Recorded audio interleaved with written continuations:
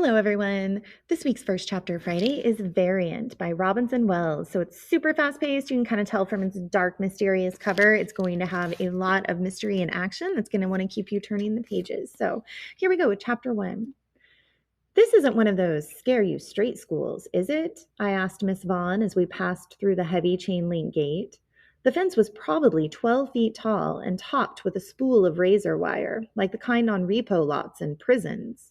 And a security camera mounted on the end of a pole was the only sign of people. Someone, somewhere, was watching us. Miss Vaughn laughed dismissively. I'm sure you'll be very happy here, Mr. Fisher. I leaned my head on the window and stared outside. The forest wasn't like any that I had ever seen. Back in Pennsylvania, parks were green. Lush trees and bushes and vines sprung up anywhere there was dirt. But these woods were dry and brown, and it looked like a single match could torch the whole place. Is there cactus here? I asked, still gazing out at the trees. As much as I didn't like this version of the forest, I had to admit that it was better than what I had expected. When I'd read on the website that Maxfield was in New Mexico, I'd pictured barren sand dunes, sweltering heat, and poisonous snakes.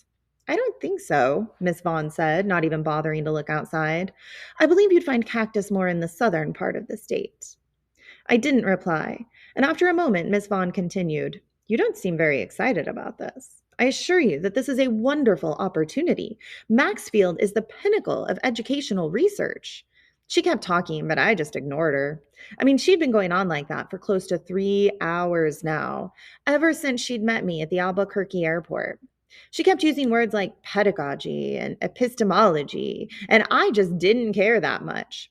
But I didn't need her to tell me what a great opportunity this was. I knew it.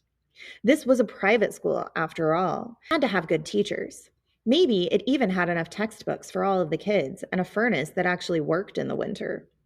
I'd applied for this scholarship on my own. School counselors had tried to talk me into similar programs before, but I had always resisted. At every school I'd attended, and there had been dozens, I'd try to convince myself that this one was going to be good. This was going to be the school where I would stay for a while and maybe play on a football team or run for office or even maybe get a girlfriend.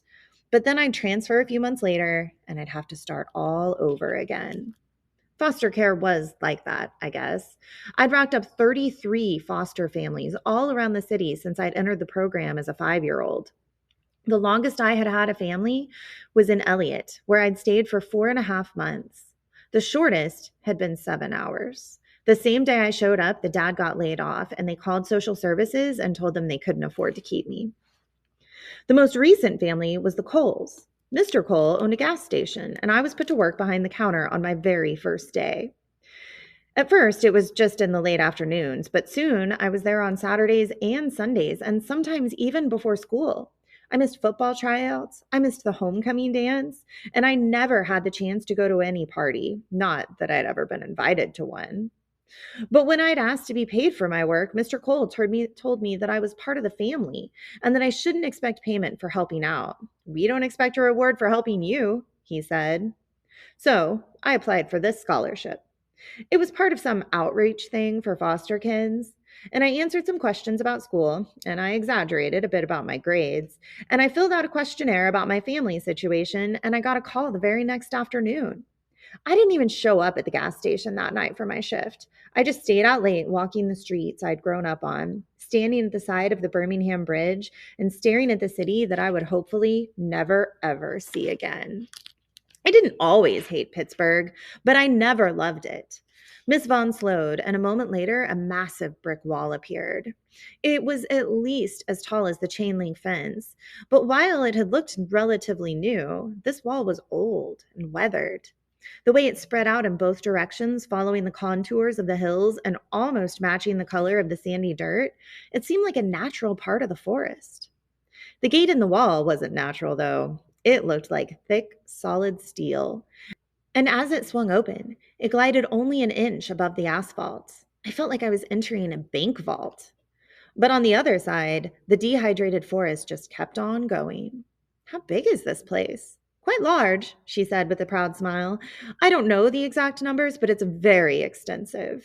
And you'll be pleased to know that gives us a lot of room for outdoor activities. Within a few minutes, the trees began to change. Instead of pines, cottonwoods now lined the side of the road, and between their wide trunks, I caught my first glimpse of Maxfield Academy.